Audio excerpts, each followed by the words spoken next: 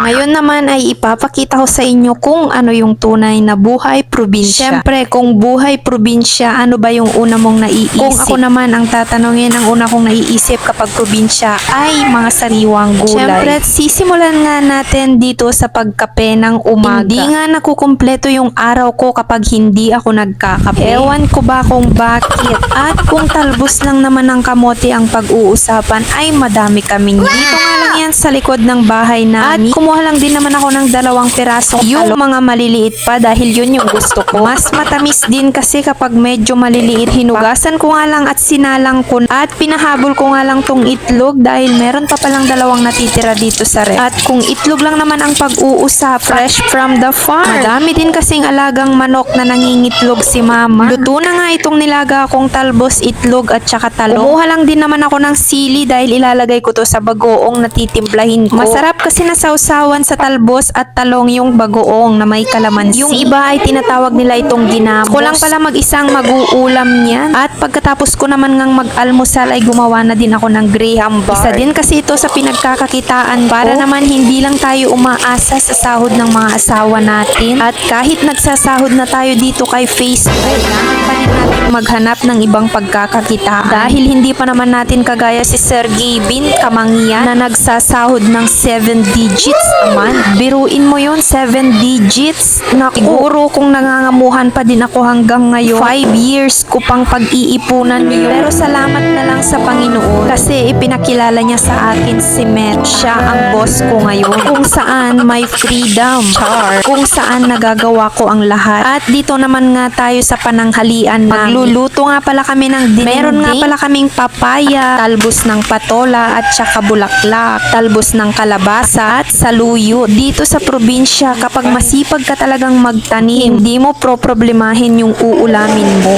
Pero hindi naman dahil sa probinsya ay hindi na kami nakakatikim ng karne. Grabe naman kayo. Kung minsan lang naman kasi ay nagkikrave din kami ng mga dinengdeng. Lalo na ngayong tag-ulan, madaming mga tumubong gulay. Yung iba naman ngang mga gulay dito ay kahit hindi mo naman itinanim ay may tumutubo dahil yun sa mga nalaglag na bunga niya noon at tumubong muli. Sa pagluluto nga ng dinengdeng ay kailangan mapakuluan mo ng maayos yung bagoong bago mo ilagay yung mga gulay. At nagprito nga lang kami ng tilapia dyan pang sahog.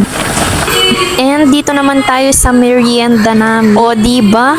Whole day, buong araw yung in-upload kong kinain namin. Hindi naman dahil nasa probinsya ka na ay hindi ka na nagmi-merienda. Madalas nga kaming magmerienda ngayon dahil sa pag-vlog ko. Kung may lelot balato, ay syempre meron ding lelot mais. Napakadali lang lutuin nito. Isasalang mo lang yung malagkit, tas lalagyan mo ng tubig, and then ilalagay mo na yung isang latang mais. Tapos lalagyan mo ng asukal, gata, at evaporated milk. Pwede din naman na hindi ka maglagay ng evaporated milk. Pwede din naman yung condensed milk kahit wag na yung asukal. Kapag nga pala nagluto kayo ng ganito ay wag nyong tatamisan dahil nakakaumay. Pero ako nasobrahan ko naman dahil ang konti ng nilagay kong asukal. Sobrang baba kasi ng tolerance ng mga kasama ko dito sa bahay pagdating sa alay.